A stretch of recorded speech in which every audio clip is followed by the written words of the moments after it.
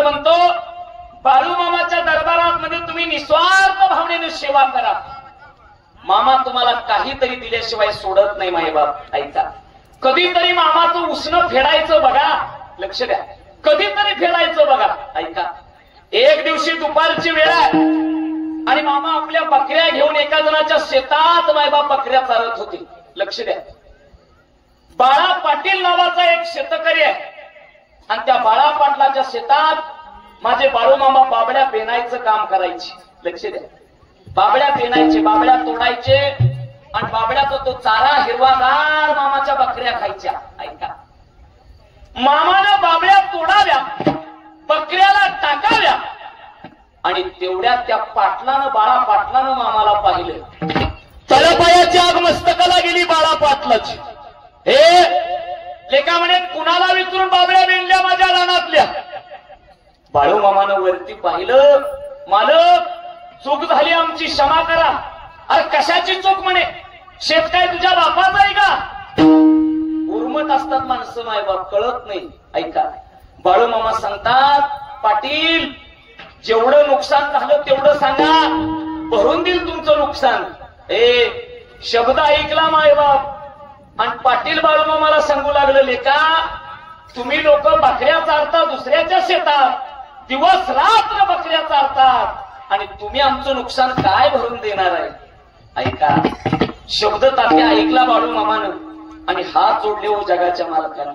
अहंकारापुढे मामा म्हटले, ठीक आहे बाबा, तुझं जेवढं नुकसान झालं तेवढं एक दिवशी हा बाळू धनगर भरून देईल रे.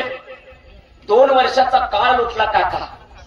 कदाचित तो बाळा पाटील विसरला असेल ही गोष्ट, पण 2 वर्षानंतर त्या बाळा पाटलाच्या शेतामध्ये ज्वारी उगवली. ज्वारीची कणस खोडायला आली मायबाप. पाटलानं कणस खोडली आणि त्या कणसाची मळणी केली मायबाप आणि ती ज्वारी त्या ठिकाणी भरायला ठेवली. ऐका ऐका, बाळू मामा त्याच गावात 2 वर्षांना आलेले आणि पाटील मात्र त्या ज्वारीची भरणी करतोय मायबाप पोत्यामध्ये. मामा पाटलाच्या समोर उभा राहिले. पाटील किती झाली ज्वारी? पाटलानं मामाकडे पाहिलं मायबाप. 2 वर्षापूर्वी आपल्या शेतात बाबड्या पेरणारा हाच तो धनगर आहे. विचार करतोय मायबाप पाटील. पाटील म्हणतोय, का अरे कशाची ज्वारी आणि कशाचं काय? यंदा साल फक्त 2च पोती होतील वाटतंय मला असं. मामाच्या डोक्यात विचार आहे की ह्याची भरपाई आपल्याला करून द्यायची मायबाप. मामा म्हणतात, पाटील मी सांगतो म्हणून तेवढं ऐकचाल का? म्हणे काय करू? एक काम करा, ज्वारी पोत्यामध्ये आत्ता भरू नका, मग उद्या सकाळी पहाटे भरा. ऐका, बाळू मामाच्या बोलण्यात काहीतरी तथ्य वाटू लागलं त्या पाटलाला. पाटलानं विचार केला, का हे सांगतंय म्हणजे काहीतरी तथ्य याच्या बोलण्यात. ऐका, पाटलानं ठरवलं, म्हणे ज्वारीची रास आता नाही भरायची, मग दुसऱ्या दिवशी पहाटे भरायची. आणि महाराज पाटलाच्या गड्यांनी 2च पोती आणली ज्वारी भरायला. किती? 2च. 2 पोती ज्वारी भरली आणि भरल्यावरती पोती बाजूला टाकली मायबाप. परत एकदा ज्वारीची रास भरायला आली. त्या पाटलाच्या गड्यांना कळण आले का, जिथं 2 पोती भरायची तिथे 4 पोती भरली, पण तरी सुद्धा ज्वारीचा ढीग खाली जाईना. ऐका, 4 पोती भरली, 10 पोती झाली मायबाप. आणि मग त्यावेळेस पाटलाच्या डोळ्यासमोर माझे सद्गुरु संत बाळू मामा उभा राहिले. ऐका, 10 पोती संपली मायबाप आणि त्याच पाटलांच्या गड्यानं परत 12 पोती आणली. 22 पोती जोंधळा त्या ठिकाणी झाला. 2 पोत्याची भरपाई माझ्या बाळू मामानं 20 पोत्यात करून दिली. ऐका, पाटलाच्या डोळ्यात पाणी वाहतात दादा. ज्या बाळू धनगराला मी शब्द बोललो मायबाप, तो पाटील बाळू मामाच्या तळावरती गेलं. बाजेवरती बसणारे बाळू मामा त्यानं पाहिलं आणि पाटील बाळू मामाच्या चरणावरती नतमस्तक झाला. बाळू मामा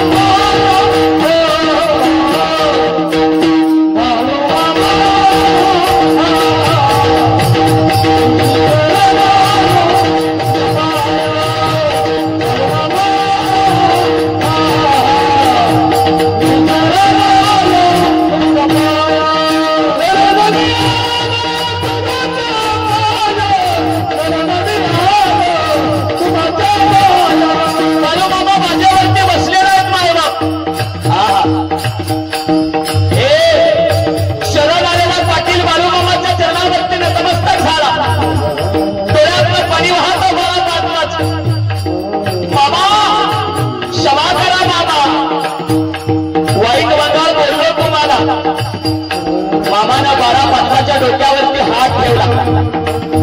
बाळा पाटील हा बाळू धनगर कुणाचं फुकट कधी घेत नाही. एखाद्याचं घेतलं तर त्याला डबल देतो म्हणजे डबल. पण मायबाप निस्वार्थ भावनेनं कधीतरी बाळूमामाच्या दरबारात येता आलं पाहिजे. तो बाळा पाटील सांगतो बाळूमामाला, शरण मी आलो तुमच्या पाया.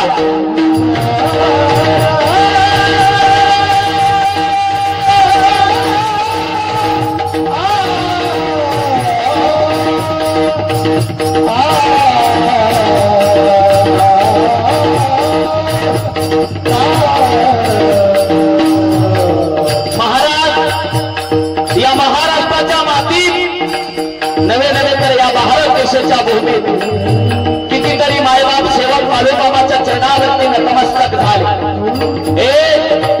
जे जे सेवक बाळूमामाच्या चरणावरती नतमस्तक झाले ना, त्या प्रत्येक सेवकाचा इतिहास लिहिला गेला. मायबाप ऐका, माझ्या सद्गुरू बाळूमामाच्या दरबारात जाती धर्माचा भेदभाव नाही. कुठल्याही जातीचा कुठल्याही धर्माचा सेवक माझ्या मामाच्या दारात येऊ द्या. मामा त्याला आपलं करतात. मायबाप माझ्या बाळूमामाच्या दरबारात